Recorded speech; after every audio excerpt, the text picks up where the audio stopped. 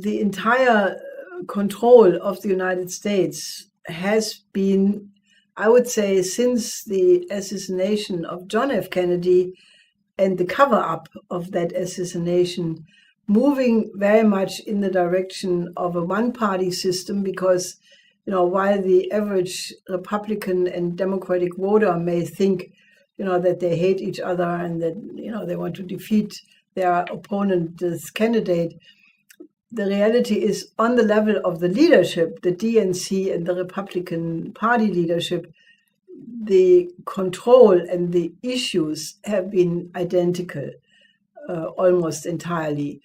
So it is really, this question of the,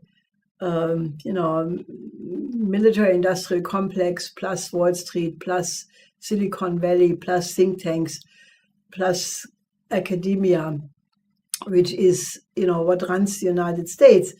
And, it seems to me that the terrible outcome of the Trump-Biden campaign poses that. And I can only say the more people intervene now in the election campaign and raise that as an issue, to say, who is running the United States when it's clear that President Biden is not, that becomes a topic in the discussion, so that, basically, there is some motion whereby they cannot just run through with these things as they are. And otherwise, I can only say, we need a lot of state citizens. In a certain sense, I mean, from a historical standpoint, the American Revolution has been taken away by the empire. I mean, this is the long-standing issue, because when the British Empire lost their, in their view, most important colony, the American colony, George III went crazy over that issue. He lost literally his mind. And the British always tried to reconquer the United States. They did that in the War of 1812. They did it with the Civil War, in which the empire was allied with the Confederacy.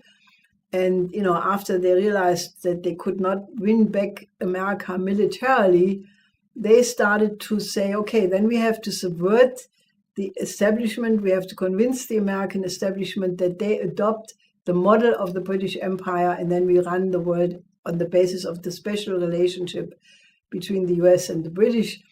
And that has been the issue throughout the 20th century. And you had sometimes a president who would purely represent that, Teddy Roosevelt, Wilson, I don't want to name all of them, Truman, for example, Nixon, and then you had some other presidents who were leaning in the opposite direction, like Franklin D. Roosevelt, John F. Kennedy. Clinton, I think, was a very mixed bag. He leaned towards some positive impulses sometimes, but not very consistently. So the battle really is America.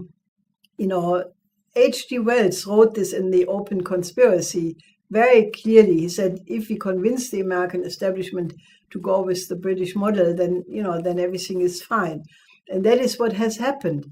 Now, the 4th of July tomorrow is a time where you can do some reading up on that topic. You can go to the websites of the LaRouche organization, EIR.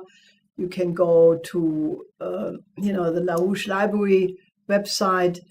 You can read some famous books. Carol Quigley is a very interesting author on the topic.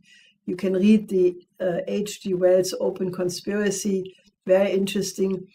And there is a lot of literature where you can form your own, judgment about this question. But for America, to either join with the British Empire or to go back to the own tradition of the founding fathers, of John Quincy Adams, that is really the issue which is at the heart of the identity of America.